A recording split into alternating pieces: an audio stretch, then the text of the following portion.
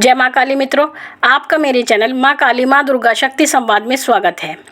मित्रों, आज जो मैं सबसे पहले बात आपको बताना चाहती हूँ, आज का जो विषय है वो विषय है पूजा पाठ करने से मनुष्य के जीवन में क्या बदलाव आते हैं। साथ ही मैं आपको बताती हूँ कि वीडियो के अंत में मैं अपने 2 सब्सक्राइबर के जो है प्रश्न शामिल करूँगी, जिनका उत्तर मैं इसी वीडियो में दूँगी। तो आप वीडियो को अंत तक सुने ताकि आपको प्रश्न के उत्तर भी मिले और जो मैं जानकारी दे रही हूँ वो भी आपको सही तरीके से प्राप्त हो।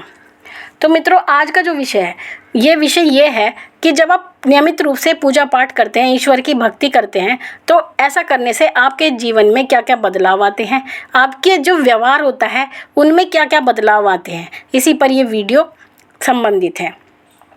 अगर आप नियमित पूजा करते हैं तो आपके अंदर जो सबसे बड़ा बदलाव आपके जीवन में आता है वो आता है कि सद्बुद्धि।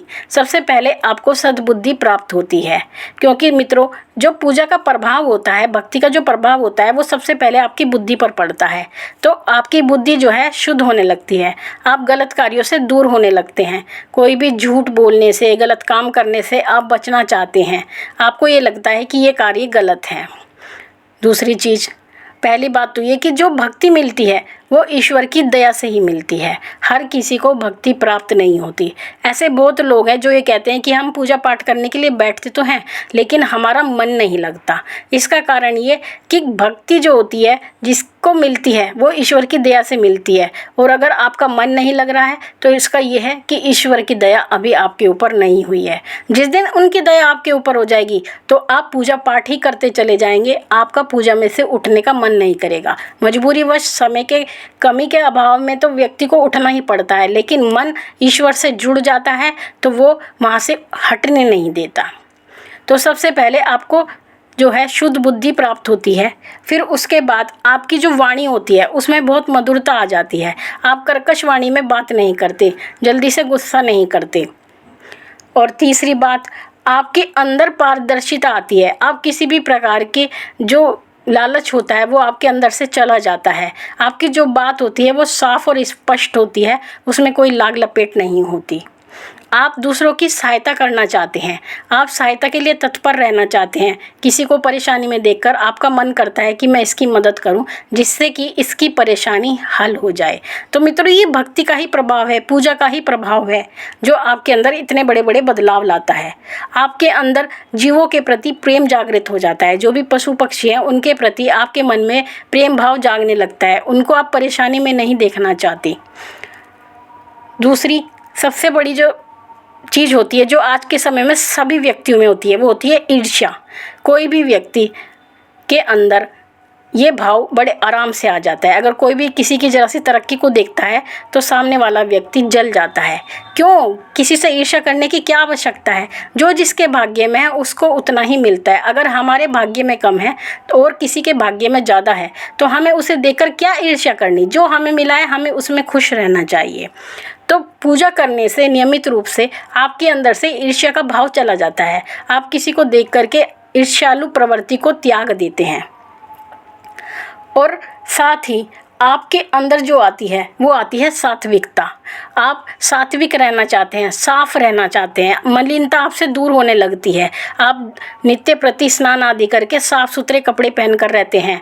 आपका आलस्य चला जाता है। जो व्यक्ति पड़े हुए सोते रहते हैं या सुबह को जल्दी नहीं उठते, 10-10, 11-12 बजे उठते हैं, तो मित्रों ये भी जो है ये चीज़ व्यक्ति के अंदर से चली जाती है। वो सुबह ही उठकर नहा धोकर साफ़ सुथरे कपड़े पहनकर तैयार हो जाता है और ईश्वर की पूजा ध्यान में लग जाता है। इसके उल्टे जो और व्यक्ति होते हैं जिनकी बुद्धि शुद्ध नहीं होती, वो 12 बजे तक दोपहर के सोते रहते हैं। नहाने का कोई टाइम नहीं होता, उनका खाने का कोई टाइम नहीं होता। तो ये बदलाव आपकी पूजा के कारण आपके अंदर आते हैं। साथ ही जो सबसे बड़ी चीज़ है, ईश्वर के प्रति आपके अंदर निष्काम भाव जागृत होता है।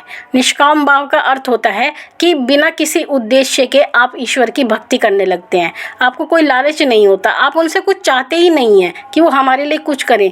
बस आपका मन करता है कि मैं ही इनके लिए कुछ ना कुछ करता रहूं। पूजा पाठ या जो भी दान आदि आप करते हैं अपनी पूजा से संबंधित, बस आप वही सब कार्य करना चाहते हैं और उसके बदले में ईश्वर से कुछ नहीं चाहते। तो निष्काम भक्ति का भाव जो है आपके अंदर जागृत होने लगता है। ये पूजा का प्रभाव होता है और ये प्रभाव हर किसी के अंदर नहीं आता, ये कोई विरला ही होता है। कहते हैं भक्त विरले होते हैं जो इस संसार की भीड़ से अलग खड़े हो जाते हैं, उनको अलग पहचान लेते हैं, उनकी एक अलग पहचान हो जाती है। जो ईश्वर के प्रति सच्ची भक्ति करते हैं तो ईश्वर उन्हें विरला बना देता है। तो ये सभी जो है बदलाव आपके व्यवहार में होने लगते हैं नित्य पूजा के कारण। तो मित्रों, मेरा आपसे यही अनुरोध है कि अगर आप ईश्वर से जुड़ेंगे तो ईश्वर आपकी तरफ आकर्षित होंगे और आपकी सभी परेशानियों को वे स्वयं ही हटा देंगे, क्योंकि ऐसी कौन सी ऐसी चीज़ है जो ईश्वर नहीं जानता। आपकी वो अच्छी बात भी जानता है, आपकी बुरी बातों को भी जानता है, तो वो आपकी हर प्रकार से सहायता करते हैं। किस कारण से? क्योंकि आप उनके प्रति निष्काम भक्ति का भाव रखते हैं।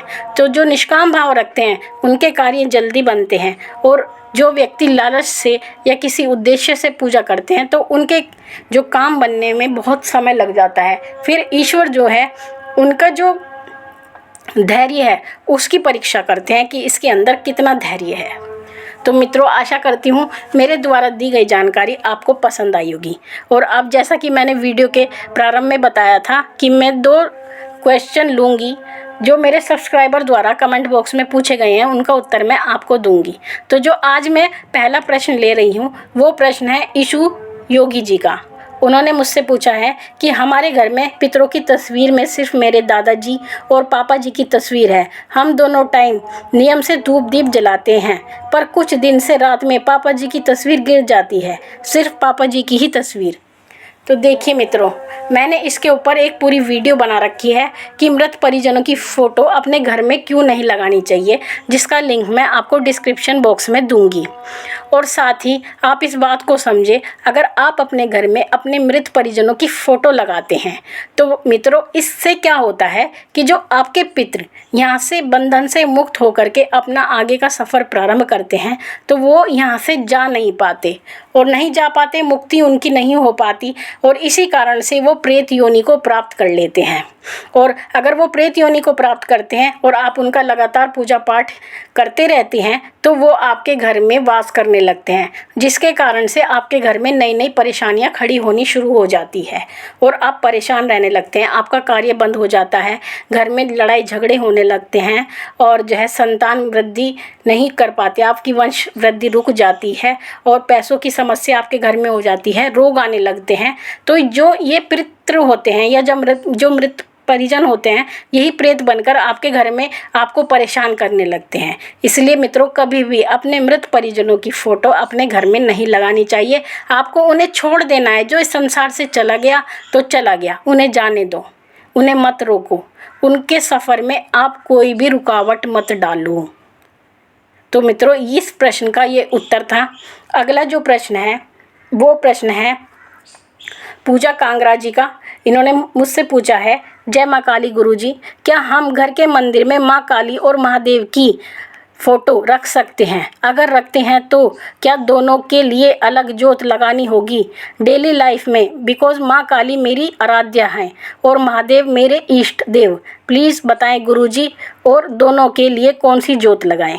देखिए पूजा जी, अगर आपकी इष्ट देव माँ काली हैं और वो आपके अगर इष्ट देव महादेव जी हैं और आराध्या माँ काली हैं, तो इन दोनों की अगर आप फ़ोटो रखना चाहते हैं तो रख सकते हैं, क्योंकि माँ काली बिना भोलेनाथ के चलती नहीं है, क्योंकि माँ सदैव माँ भोलेनाथ के संग में रहती हैं और उनके आराध्य भोलेनाथ हैं माँ काली के।